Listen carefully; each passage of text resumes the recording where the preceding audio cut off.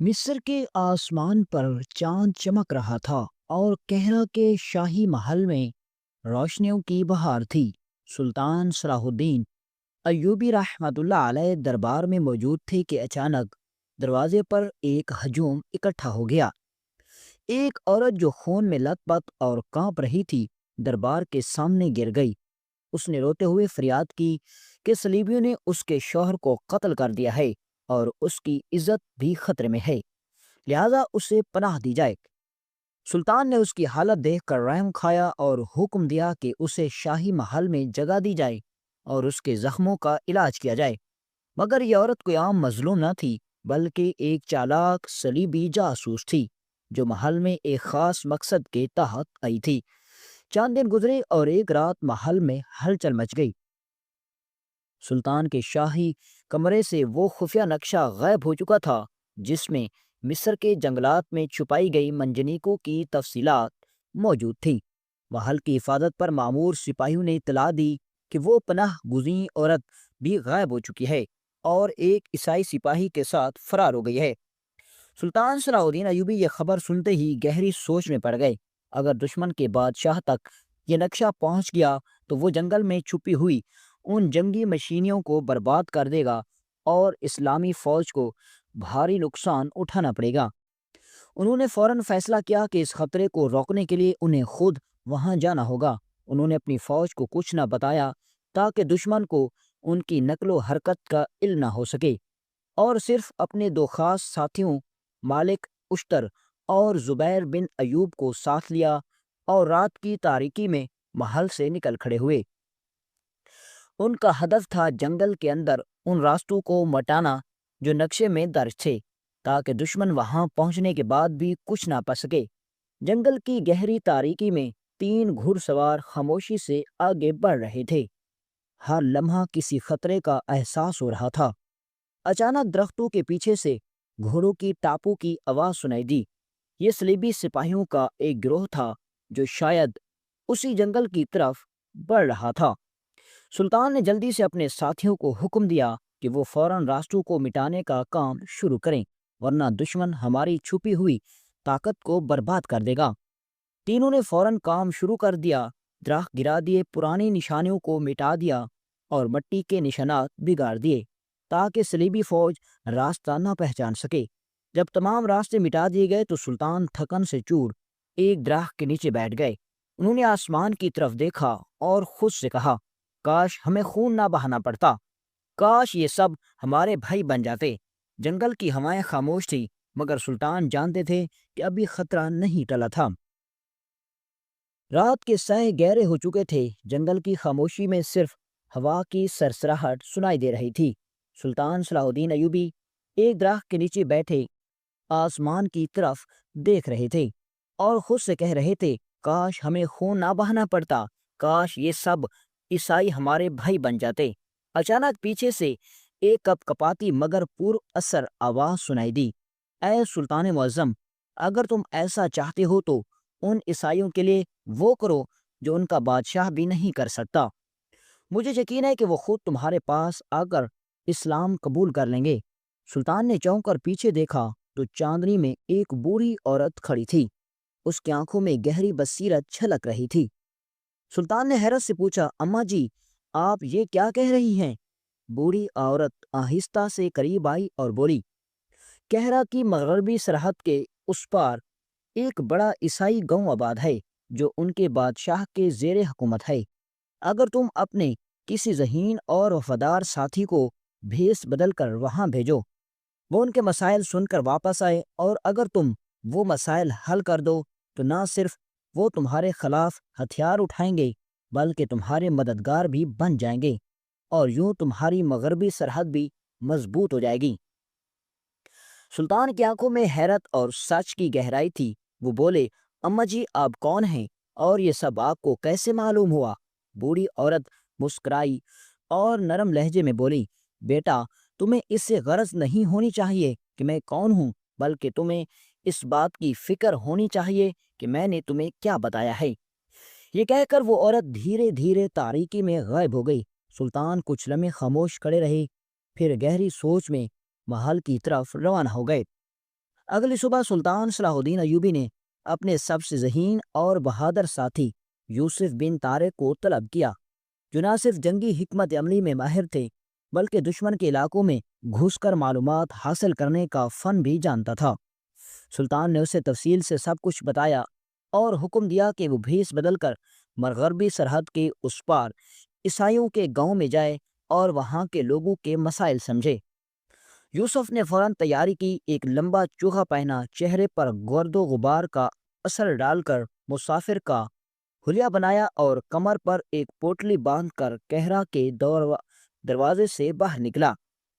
اس کا گھوڑا بجلی کی تیزی سے سرحد کی جانب بڑھ رہا تھا اور اب وہ کسی مسلمان سپاہی کی بجائے ایک عام مسافر عیسائی نظر آ رہا تھا۔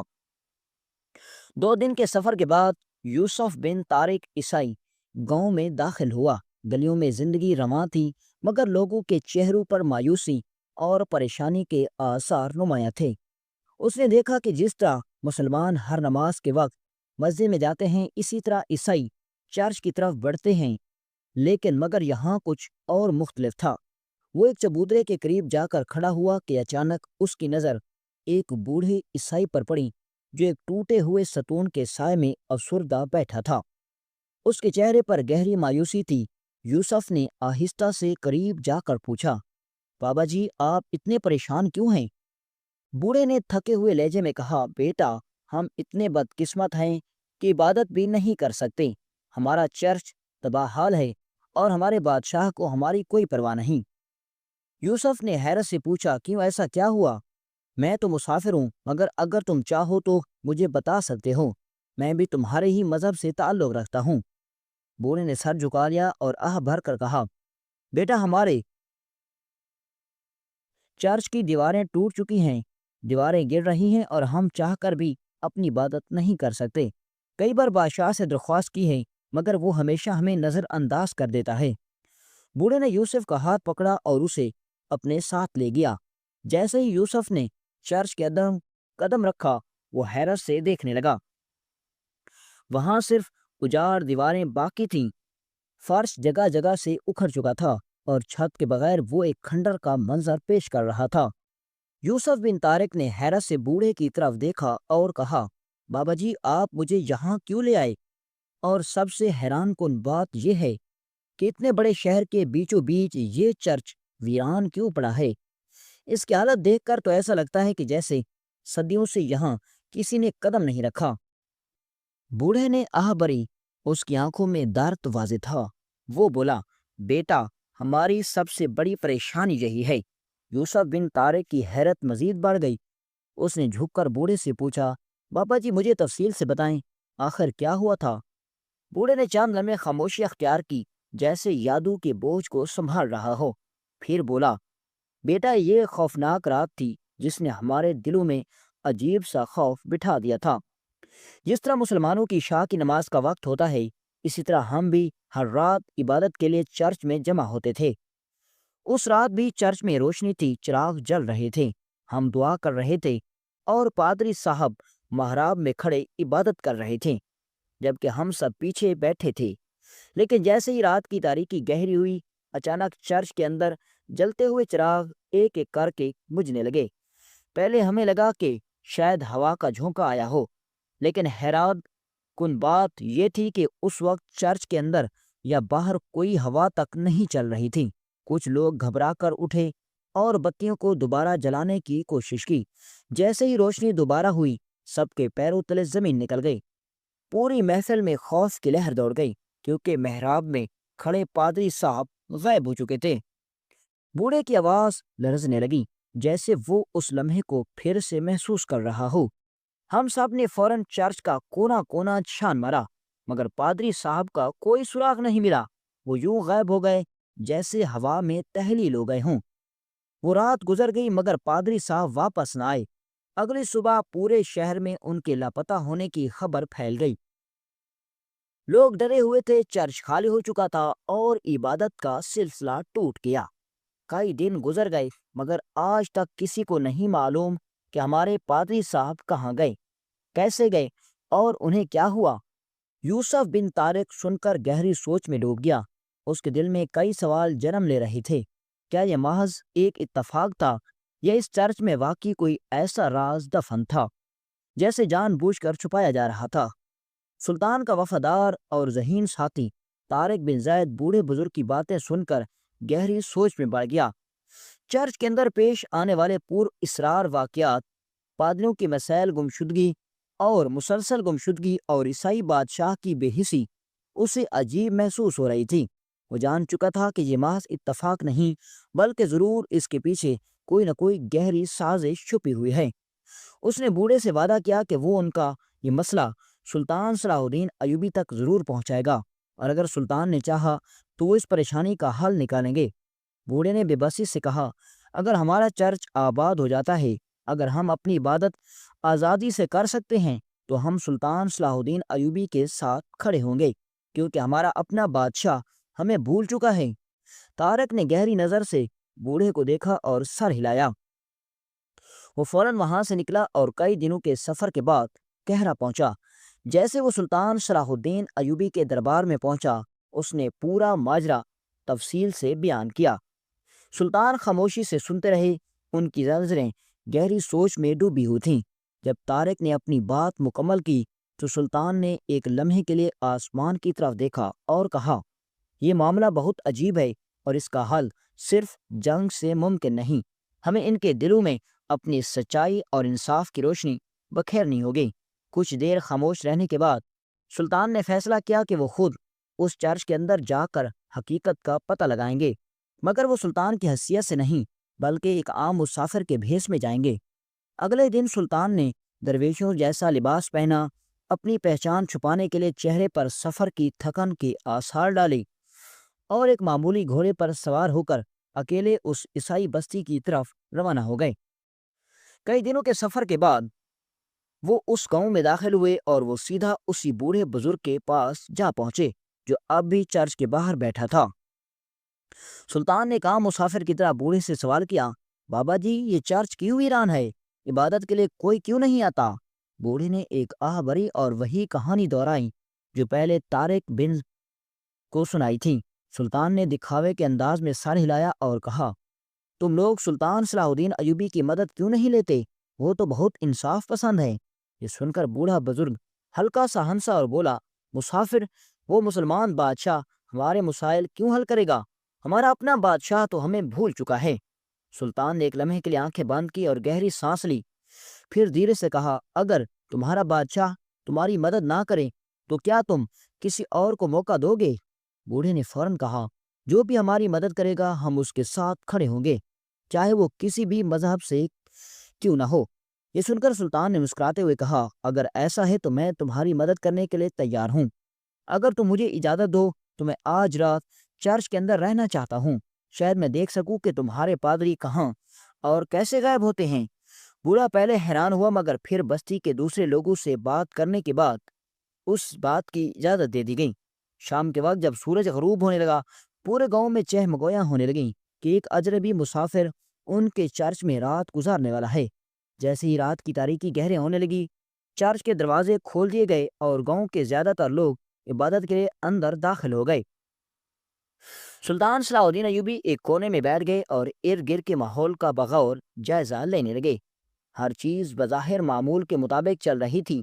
کچھ دیر بعد چرچ کے اندر موجود تمام دیے جل اٹھے اور لوگ اپنی عبادت میں مصروف ہو گئے، مگر جیسے ہی رات کا درمیانی پہر آیا، اچانک چرچ کے تمام چراغ بجھ گئے۔ ایک لمحے کے لیے گہرا سناٹا چھا گیا، پھر کچھ سرگوشیاں سنائی دینے لگیں۔ اچانک ایک بھیانک چیخ گونجی اور چرچ میں موجود لوگ خوفزدہ ہو کر دروازے کی طرف لپکنے لگے، مگر سلطان صلاح الدین ایوبی اپنی جگہ بالکل ساکت کھڑے رہے۔ ان کے ہاتھ ان کی تلوار کے دستے پر مضبوطی سے جمے ہوئے تھے۔ وہ جانتے تھے کہ کچھ نہ کچھ ہونے والا ہے اور وہ اس راز کو بے نقاب کرنے کے لیے پوری طرح تیار تھے۔ چرچ میں اندھیرا چھا گیا، لوگ خوف کے مارے چیخنے لگے۔ کچھ بہادر افراد رک گئے لیکن زیادہ تر گھبرا کر باہر بھاگ گئے۔ چرچ کے اندر چاند لمحے مکمل سناٹے میں گزرے، پھر کسی نے ہمت کر کے دوبارہ دیے جلانے کی کوشش کی۔ جیسے ہی روشنی پھیلی، ایک خوفناک انکشاف ہوا۔ سلطان صلاح الدین ایوبی وہاں موجود نہیں تھے۔ یہ دیکھ کر چارچ میں موجود عیسائیوں کی حالت خیر ہو گئی۔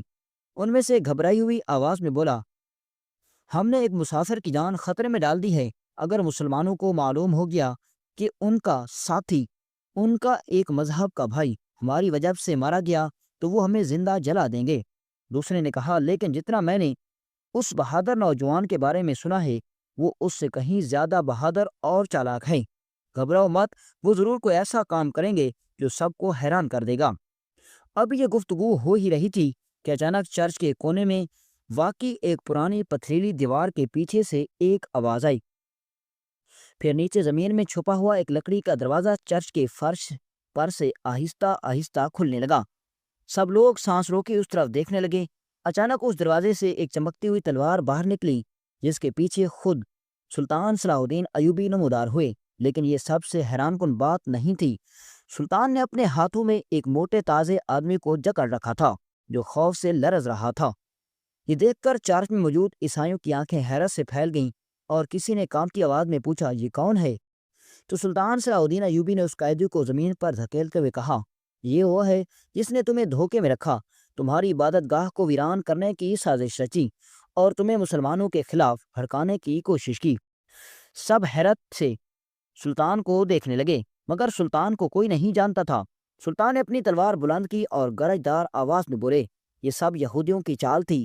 وہ چاہتے تھے کہ تمہارے دلوں میں مسلمانوں کے لیے نفرت پیدا ہو، تمہیں یہ یقین دلایا جائے کہ تمہاری عبادت گاہ کو ویران کرنے میں مسلمانوں کا ہاتھ ہے تاکہ تم اور ہم میں ایک دوسرے کے دشمن بن جائیں۔ چارچ میں موجود ہر شخص دم بخود رہ گیا۔ یہ سن کر بوڑھے بزرگ نے کانپتی ہوئی آواز میں کہا، یہ کیسے ممکن ہے؟